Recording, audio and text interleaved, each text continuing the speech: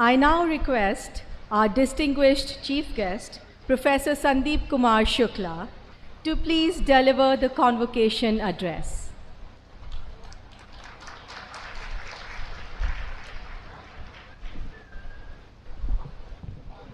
Good morning, everybody. So I'm going to talk from my script, otherwise I might never stop. Distinguished Chairman of the Convocation, Mr. Sanjay Sharma, and distinguished members of the Board of Governors of LNMIIT, Honorable Director, Professor Rahul Banerjee, Deans, Registrar, faculty, staff, proud parents, and most importantly, the graduating class of 26.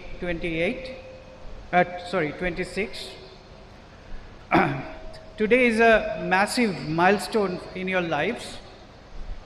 Whether you call it convocation, graduation, commencement, this is a day that you will look back with extreme fondness. It is the culmination of 4 years of late night grinds, complex exams, and personal growth. You are a different person than when you walked into this campus. You are finally now stepping out from the protective shelter of the university and into a world of responsibility. Whether you are charting new paths or seeking financial independence, or you are going into higher education, you have made it. So to each of you, heartfelt congratulations. You have navigated the rigors of elite education and now standing at the threshold of the rest of your life. So this is a new beginning.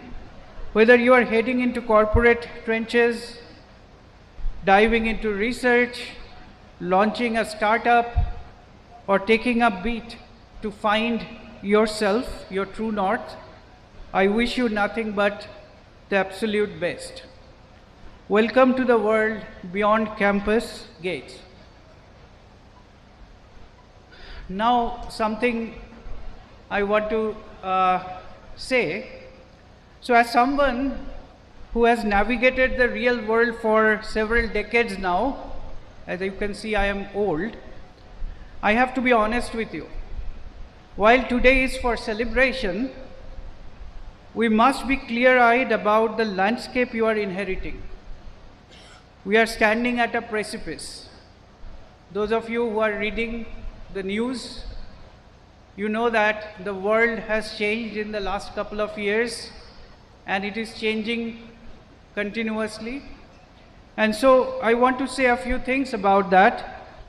So when I graduated in 1990s, the ethos was quite different.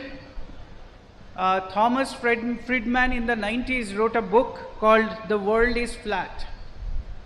And in that book, he suggested that the global cooperation was inevitable and the world was becoming a borderless, peaceful marketplace. India became the IT back office and for the entire world, and we thought of ourselves as global citizens who could move seamlessly between continents to solve humanity's problems. That was the ethos of the 90s. Now that world is gone. The myth of a flat world has been shattered and has been replaced by a jagged landscape of power struggles. We see that a country is abducting the president of a sovereign country without any international law and any kind of interference from the institutions that were supposed to safeguard the rule-based order. We have seen genocides, we have seen unprovoked attacks on sovereign countries. So the certainties we thought were permanent have been upended. Also, looking at India, so there is this demographic dividend we used to hear in the 1990s. The median age of Indians is only about 29, which means 50% of the Indian youth are below 29.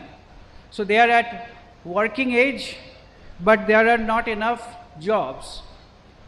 So the demographic dividend is at a risk, and we are facing systemic struggles to create enough jobs. Now you might think that what have I got to do with it? I have a job, I have a great education.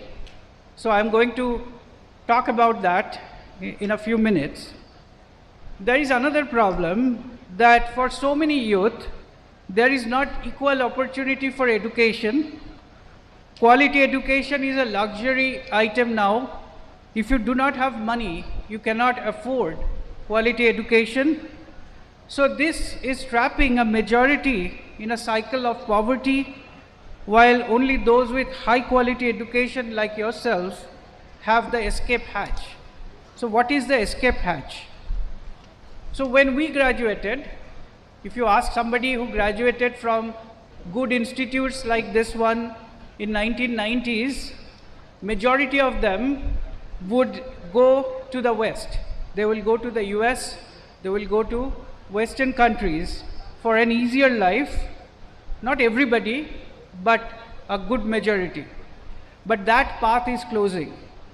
Anti-immigrant sentiment is sweeping through the world, and the geopolitics is no longer favoring that mobility.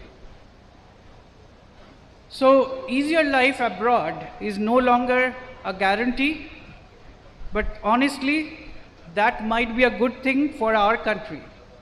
The era of escapism is ending, and the era of nation building is beginning.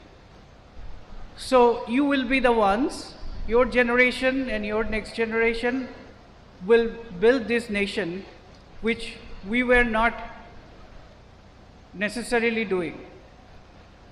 The true sovereignty in 2026 isn't about borders and flags, it is about technology and economics. Currently, we are living through what I call digital colonialism. The old models of conquest have been replaced by the control of data, algorithms, and compute power. If we do not build our own technology, we remain subjects of those who do. All of you probably are using ChatGPT, Gemini, Anthropic, Claude. You are giving all of your data, personal as well as demographic data, to servers that we do not have any control on. We cannot use that data to train our models. We also do not have our own semiconductor technology. We are just starting. The semiconductor mission only started a couple of years ago. We do not have our own operating system. We do not have our firmware, driver, device drivers, and majority of the applications, enterprise applications, database applications, and certainly AI applications, they are all coming from abroad.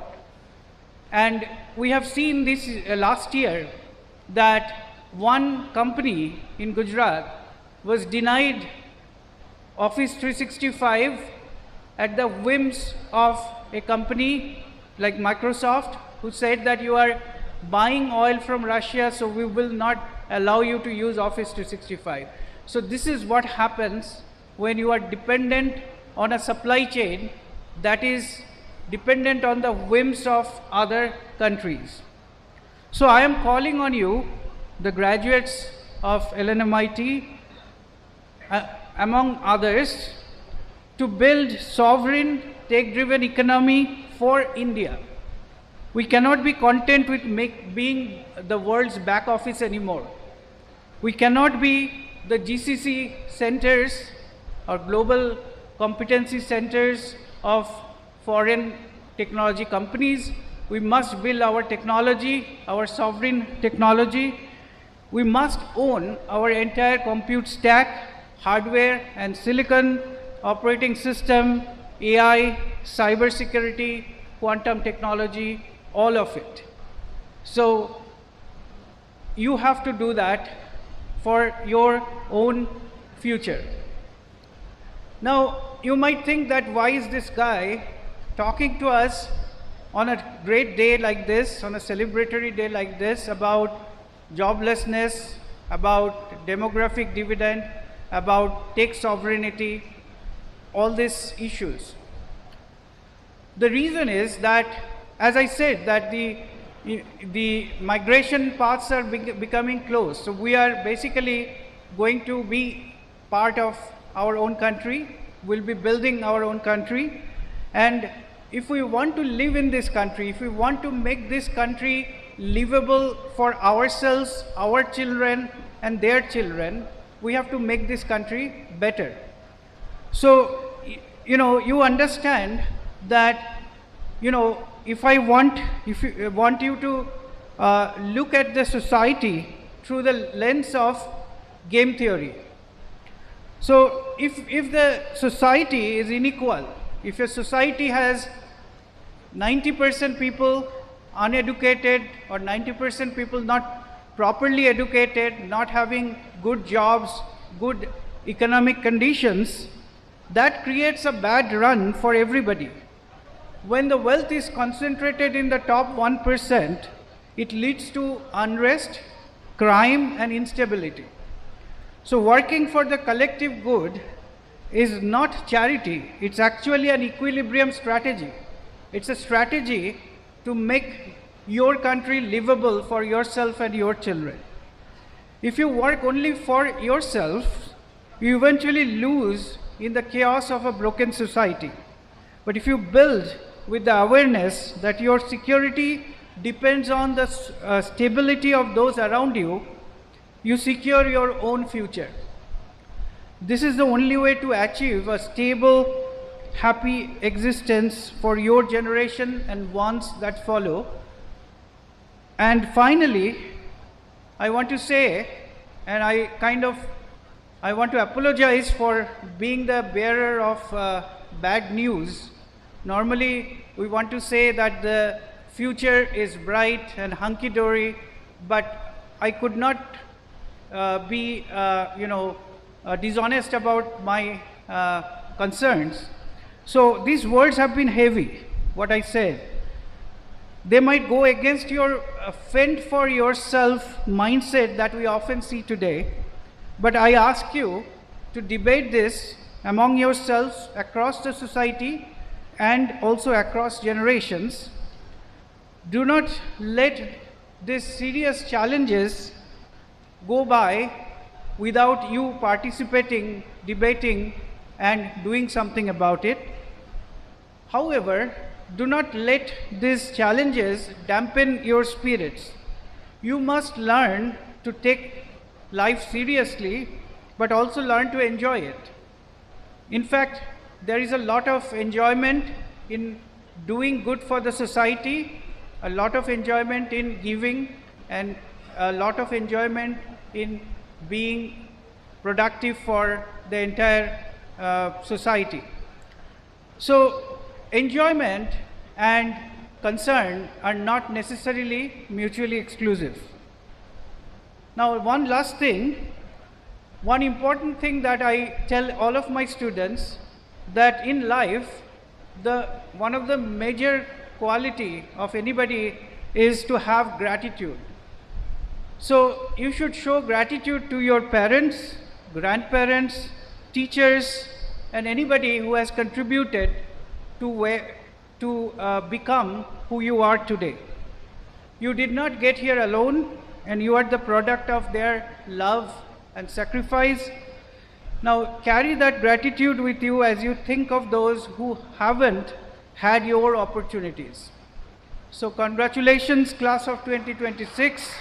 Go out there, build sovereign, equitable, and a brilliant future.